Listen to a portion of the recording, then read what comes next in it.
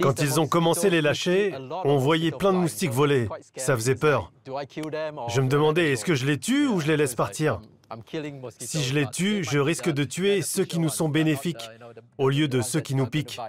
Ça semble avoir marché. On a l'impression d'être moins piqués et il y a moins de fumigation. Espérons que tout continue à bien se passer.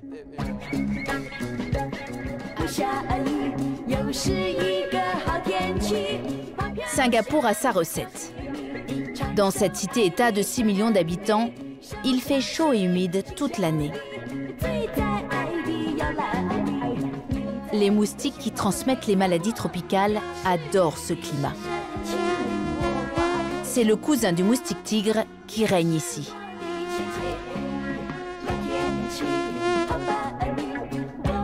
Singapour connaît de nombreux cas de dengue, jusqu'à 30 000 dans les mauvaises années. Le gouvernement en a fait une question de santé publique.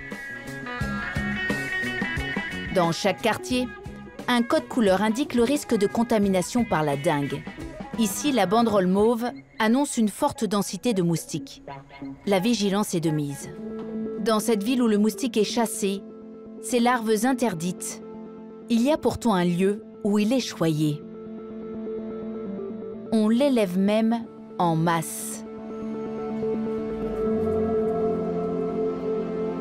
Bienvenue dans l'une des plus grandes fermes au monde de moustiques.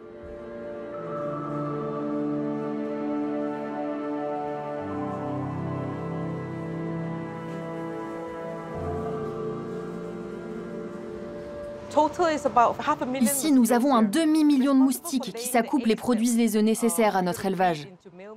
Nous élevons jusqu'à 5 millions de moustiques mâles par semaine. La chercheuse Li Ching élève des mâles avec un petit truc en plus. Une bactérie appelée Wolbachia. Cette bactérie peut être la solution. Quand un mâle qui porte cette bactérie rencontrera une femelle dans la nature, les œufs que pondra cette femelle ne vont pas éclore. Donc si on relâche en continu ces mâles, on fait chuter la population de moustiques.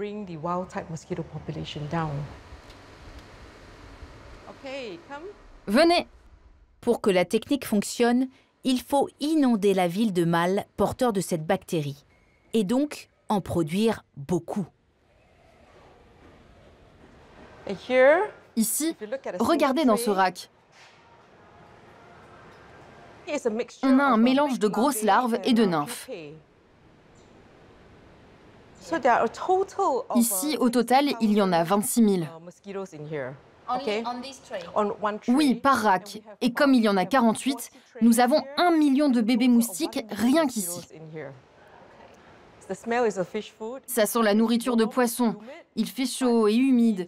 Mais cette température, ce n'est pas pour notre confort, mais pour le leur. Tout est fait pour que les mâles soient en forme et qu'ils survivent dehors. Ah, comme il est bon d'être un moustique parfois. C'est comme à l'usine. Des machines nourrissent les larves. Des robots séparent les mâles des femelles en les triant par la taille. Au bout de la chaîne, les larves sont comptées et sont déposées dans chacun de ces tubes, prêtes à éclore.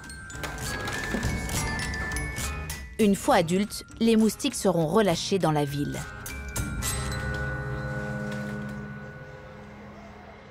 C'est dans ce quartier qu'on a testé pour la première fois cette stratégie de lutte contre le moustique. Depuis 8 ans, les employés du laboratoire viennent ici, à Yichun, toutes les semaines. On va s'arrêter à cet endroit pour faire un lâcher. C'est toujours le même rituel.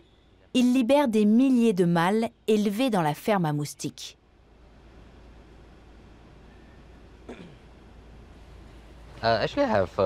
On a 200 mâles par tube.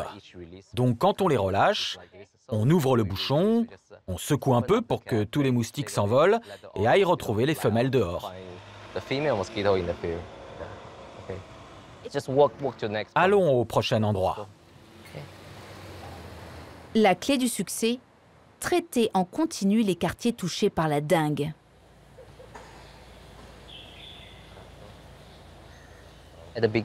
Au début du projet, on relâchait environ 500 000 moustiques par semaine. Et on a alors observé une chute de 90% de leur nombre. Maintenant, on en relâche 2 fois moins pour maintenir la population à un niveau bas. Si on arrête les lâchers, le moustique risque de proliférer à nouveau. Les résultats sont spectaculaires. La diminution du nombre de moustiques fait reculer la dengue. Dans les quartiers traités, le risque de l'attraper est réduit de 77%, au grand soulagement des Singapouriens. Si tu veux voir notre reportage en intégralité, n'hésite pas, clique ici. Si tu veux voir notre dernière vidéo, surtout, c'est là. Enfin, si tu aimes Envoyé spécial, n'hésite pas à t'abonner et activer la cloche. C'est là que tu recevras toutes nos vidéos.